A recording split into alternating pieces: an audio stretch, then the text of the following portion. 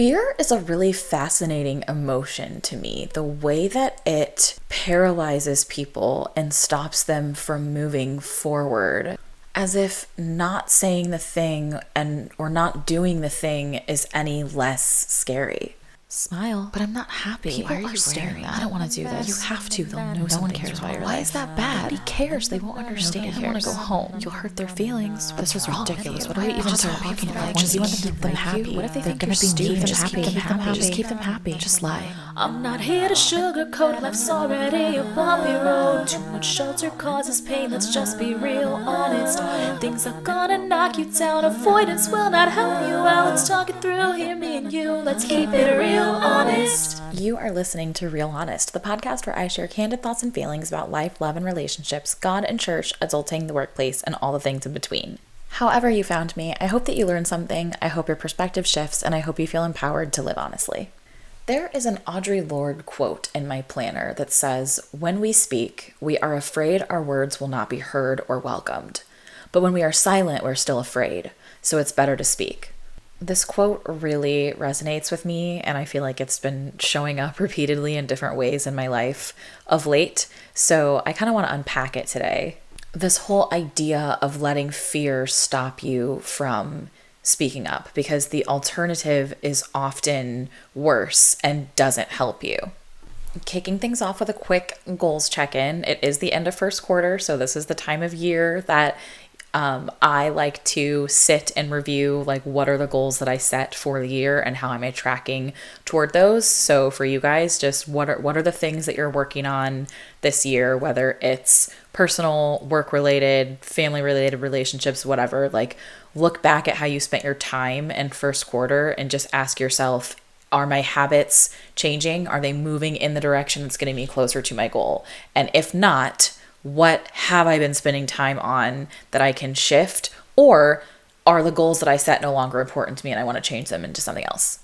For me, now that the first draft of my book is done, I am heavy into researching the publishing industry. I'm trying to learn how to find an agent, how to find an editor, how to find a publisher, how to know when you have found someone who is the best fit. Different ways to reach out to these people. There are like conferences I can go to or I can pitch in person. There's also a bunch of different forums you can get contact information and just reach out. And I'm just trying to think through the best way to do that while also editing my book to make sure that it's the best that it can be when I'm ready to send it to someone. And so with this idea of speaking up to apply it to this whole process of me writing this book, it's really interesting because everyone and their mother has an opinion, right? So I have had so many people say to me like, oh, don't edit it because you're going to have to work with an editor anyway. And I am like, yes, but all of the research that I have done, like I follow a ton of newsletters by successful published authors and also publishers and editors that frequently say like you should never be submitting your first draft. You should be submitting like your 12th draft. You should absolutely edit the shit out of it on your own and make sure that you have done iterations and gotten it to what you believe is the best that you can do on your own that you now need someone else to do. Like when you're trying to traditionally publish a book and you want to work with an agent and an editor and a publisher, they don't want to fix spelling and grammar. They want to look at big overarching things that are going to help market the book better. Like there might be tweaks to characters, tweaks to storylines, like overarching things. But if they are distracted by like your opening scene isn't interesting enough to get them to read it, or your opening scene, your character doesn't have a clear goal, or your inciting incident isn't working or stuff like that, you're supposed to have that stuff figured out before you get to them. And for the longest time, I've been struggling with just like everyone has an opinion and like some people will read it and say that it's perfect. And so then I'm just like, okay, is this because you're my friend and you don't want to hurt my feelings by like giving me a suggestion? Or is this because you don't have a suggestion, in which case you should not be offering to read my book because the whole point is to give feedback and assistance at this point in time. So for people who have offered to read and give feedback, I think like for them, it's don't be afraid of giving feedback because the alternative is that you let the fear of my reaction to your feedback stop you from giving it to me. And then I am trying to get a book published and nobody's reading it because there's this thing that's really not working happening in the first act that you identified but didn't call out to me. And then on my end, it's like I have to take everybody's feedback with a grain of salt, because at the end of the day, I have a lot of people that are reading and giving feedback on the book who are not writers. And so I am just like, I am the writer. I have done a whole lot of research and I know what publishers and agents and editors want. And so somebody who has not done that research that's telling me I need to just go ahead and send it out when I don't feel like it's ready is not somebody that I need to listen to. And it's totally okay for me to speak up and say, like, hey, I've done the research. I know what I'm doing here. Thank you, but no thank you. And that is what I would say I am learning from God in this season, is how to discern when it makes sense to speak up and how. So while I don't think that we should let fear hold us back from saying something that we want to say or that needs to be said, I do think that it's important to recognize if you're having a conversation with somebody who either does not have the ability or is not in a space to hear what it is that you need to say, I do think it's important to have that discernment and say, like, you know what, I'm going to just hold this. And the best example I can give of that is I was recently out to dinner with a friend and we were discussing scripture, and there was a scripture that the friend had mentioned being confused about. And I didn't have clarification for them right off the bat, but it did occur to me. I was like, we both have the Bible app on our phones. Like, I could just pull it up and read it and like get the context. And the struggle for me was that this friend is older than me and farther along in their faith journey and their church journey, and like very set in their beliefs. And while I am younger and I guess potentially less far along, I have spent some time in seminary, so I have a little bit more biblical knowledge and context. However, I know that this friend is so set in like what they believe and the way that they hear from God and the way that they want to hear from God, that I was able to see in the moment that like if I pull the Bible out and we read the scripture together and I try to explain to them that the way they're reading this is incorrect, they weren't going to be receptive to that. It wasn't going to be helpful. It was going to turn into an argument, and that just wasn't necessary. So it really wasn't like, it wasn't fear that held me back. It was, hey, this isn't that setting. Like, this is not time for a debate. She's sharing with you something that she thinks and feels. She's not asking a question here. She's not looking to learn something, and that's okay.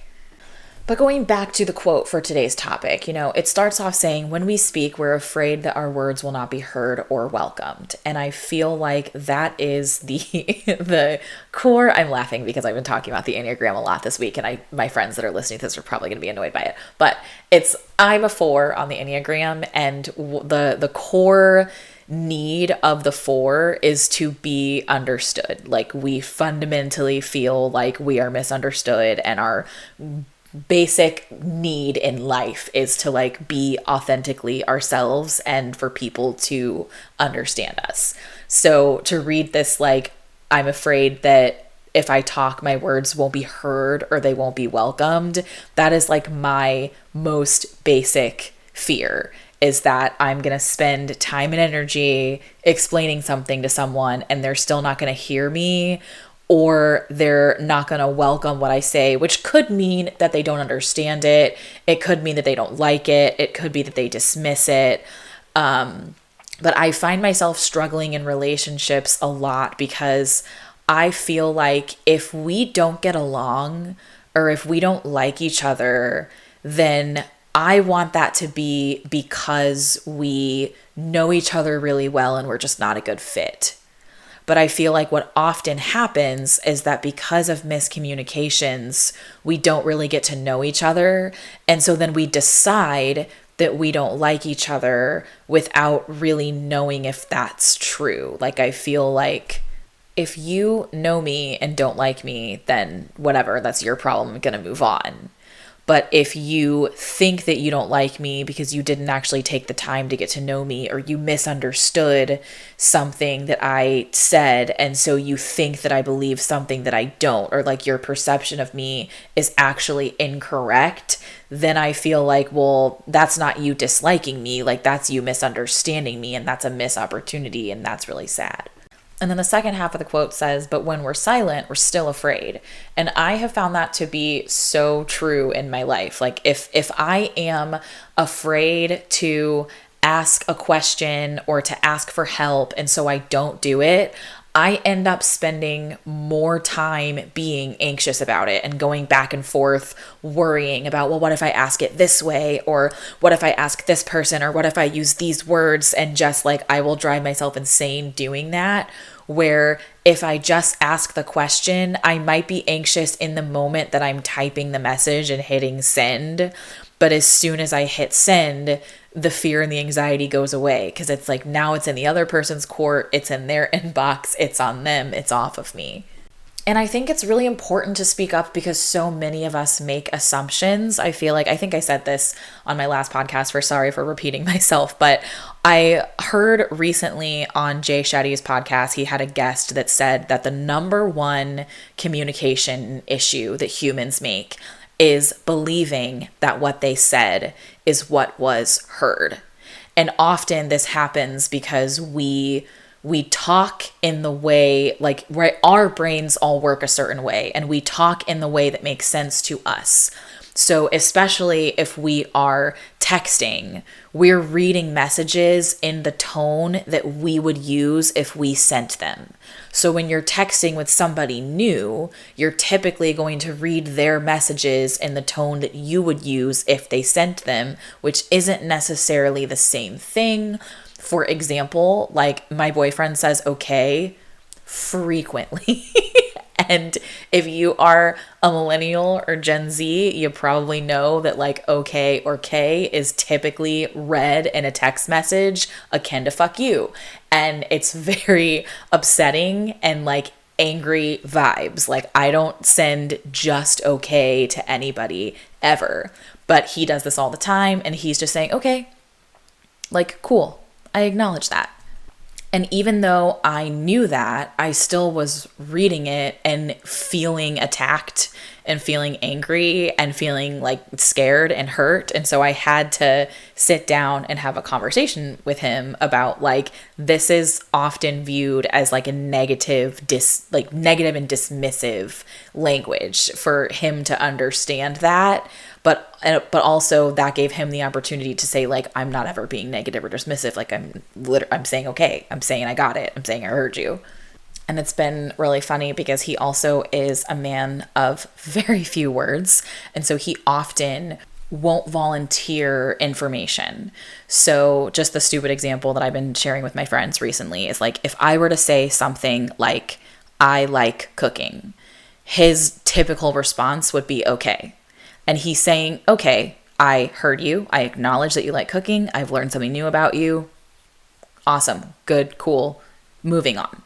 My default response, if anybody says a statement like, I like cooking, I would respond with how I feel about it. So either like, I also like cooking, or I don't like cooking, or I'm neutral to it. And then I would be like, what do you like about it?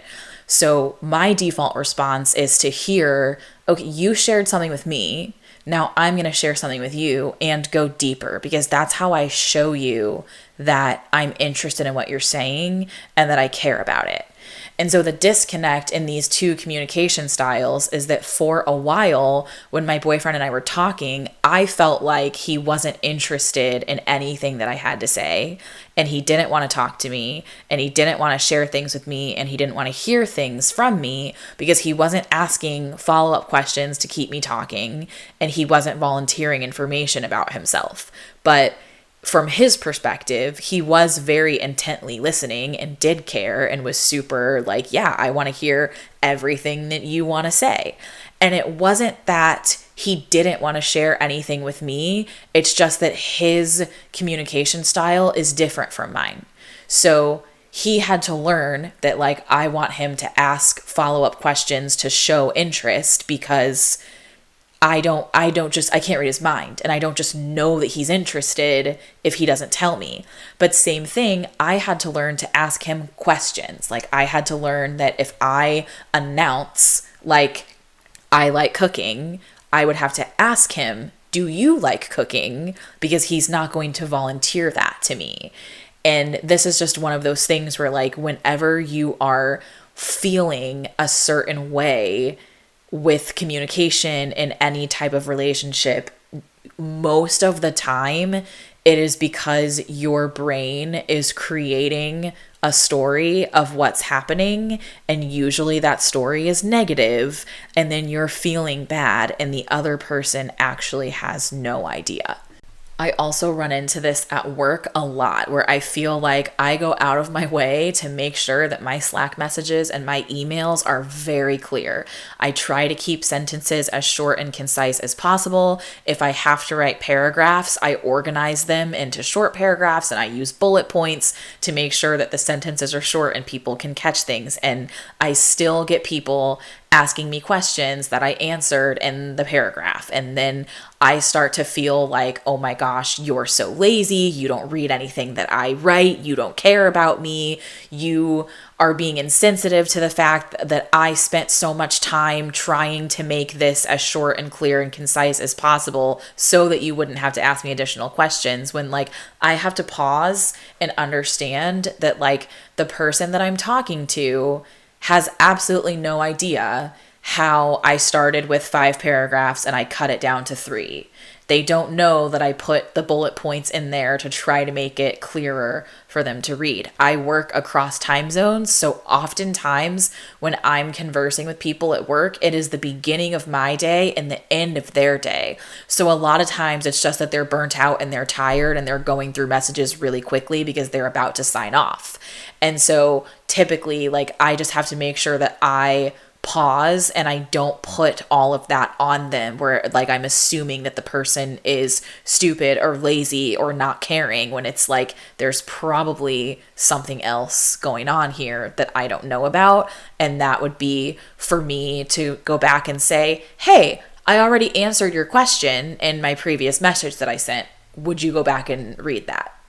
My hard conversation of the week was with my parents when I was visiting for the weekend, and we just kind of got on one of those like tumultuous topics where like tensions were running high and we just like weren't understanding each other, and like I was getting frustrated and they were getting frustrated, and like I always notice that like when I start to get emotional, my parents like cannot handle it. And even like when I was a kid, if I would get like super angry or super sad, they just kind of withdraw or get angry and send me to my room and just don't know what to do. And so for the longest time, I thought that it was because they just like couldn't handle seeing me cry or just had a problem with me being upset. But I've come to realize in my adult life through years of therapy is I think it's more a fear of not knowing how to help.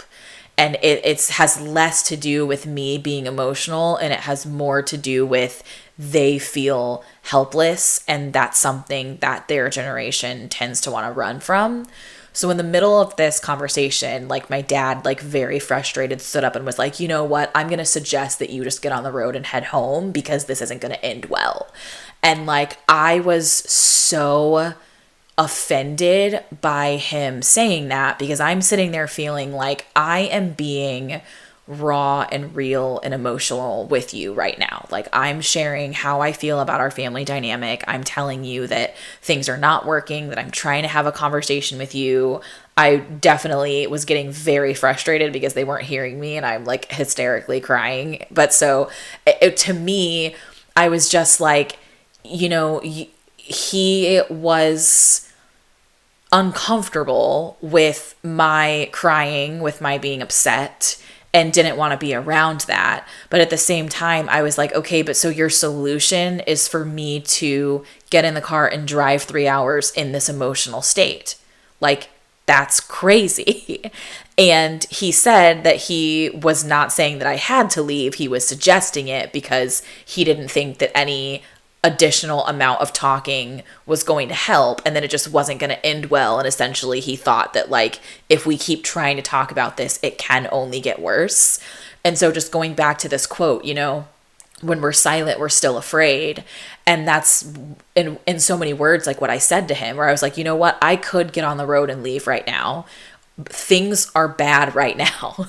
Like right now in this moment, I'm upset, you're upset, mom's upset, everybody's uncomfortable. So if I just walk out the door right now, we all stay upset and uncomfortable.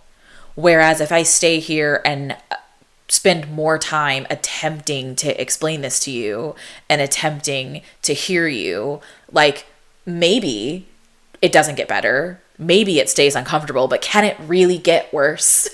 Like if you're all sitting around a table screaming at each other and crying, like really what's worse than that? And so I did stay for a couple more hours and we tried talking it through, and I do feel like tensions got lower. I feel like there definitely was an effort to hear each other. I don't think that we 100% got there in the end, but I do feel like by the time I left and was driving home, I definitely was clearer headed and in a better emotional space than I would have been had I left when he suggested. But it still was a really, really hard conversation because I feel like ultimately, like my parents and I we were trying to communicate to one another that like we love each other and we want to be close, but our communication styles are so different and they are incompatible that we don't know if we can be.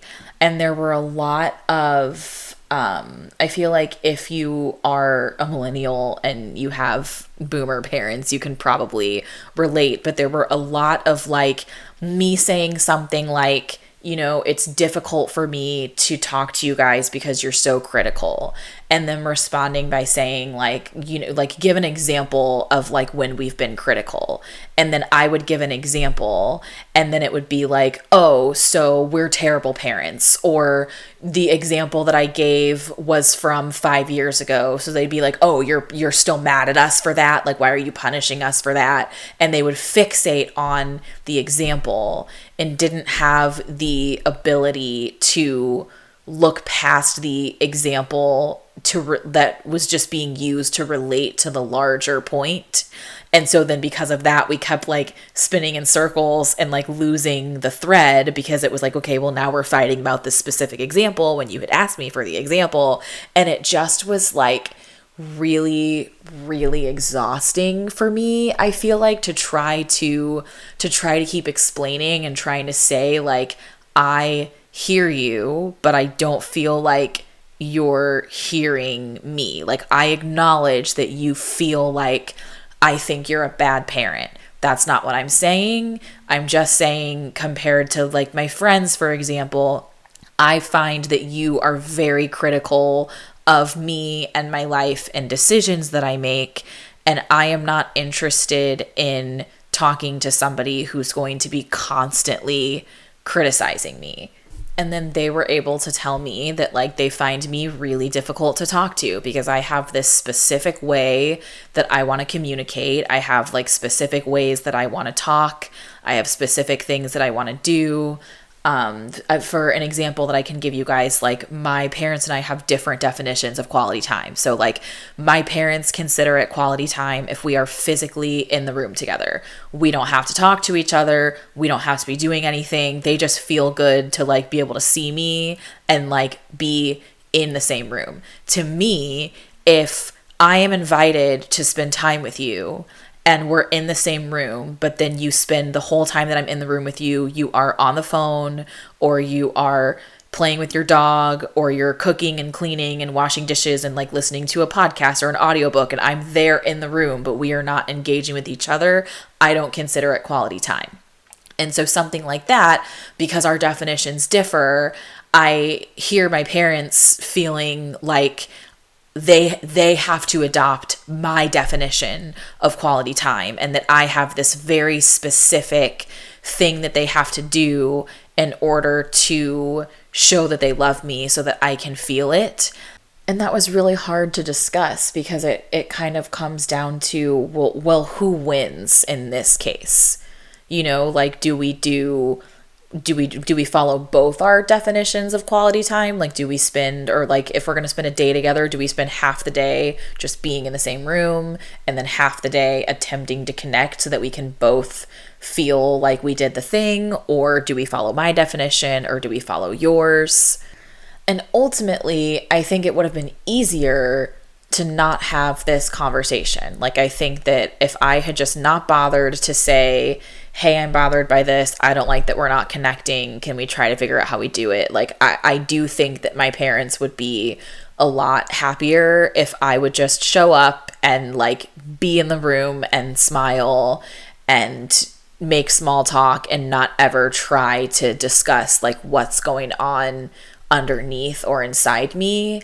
But that like is almost more distressing to me to just keep inside and pretend like everything's fine. And so there's always that fear there of like, this visit isn't going awesome for me, and I want to be able to voice that to them, but I don't want to hurt their feelings, and I don't want to start an argument. And it's like, I feel like there have been weeks and months of me feeling that, so I haven't said anything. And what that resulted in was this big blow up fight because it had been bubbling under the surface for me for months and months. Whereas I think that if in the moment, as soon as I'm feeling the thing that I want to talk to them about, if I went to them in that moment and I didn't keep pushing it down and keep hiding it and keep letting the fear of their reaction stop me from saying something, then I probably would be able to say it when I'm less emotional and when I'm in a space to be able to just be like, hey, can we talk about this? And like kind of gauge like whether or not it can happen, whether or not they're in the space for it and can try to hear it. And if they're in more of a space to say like, no, I don't want to talk about that today, I could be in a space to be like, all right, try again another time. Versus if I push it down and I'm silent for months and months, and then it's just like bubbling under the surface and I'm like a pot that's like about to boil over, and then it comes out attacking, is like, we need to talk about this because this is a problem and we're a bad family and we don't like each other. And like, it just becomes this like so much bigger of a thing. I think that most people don't like being vulnerable and don't like sharing how they're feeling because they're scared that like people are gonna use their emotions against them. They're scared that they're not going to be heard, which I think is totally valid, and I'm the same way, and I fully understand that. But I also look at it as, you know, does staying silent actually make the fear go away? And I feel like the answer is no. And it's kind of like if you're afraid that someone is going to misunderstand you or not hear you or not like what you say, you know, they can't understand you or hear you or like what you have to say if you don't share it with them.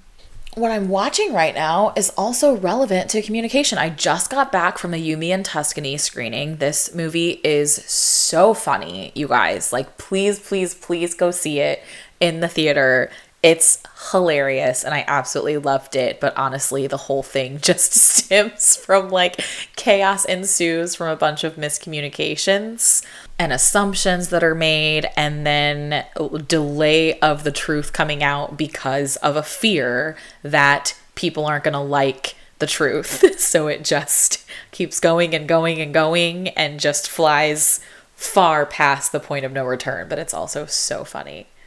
And then last week I saw The Drama, which I actually thought was so interesting, which is another thing that it's like, if somebody, you know, if you learn something about your partner that is shocking and you're like, oh my gosh, I don't know you.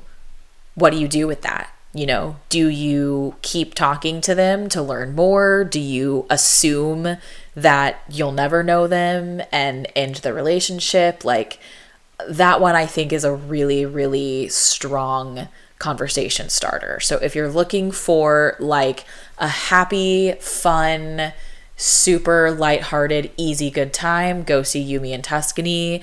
If you're open to being a little uncomfortable, but you want to have some like good, deep conversation after, go see the drama. Okay, bye. I'm not here to sugarcoat, life's already a bumpy road. Too much shelter causes pain, let's just be real honest.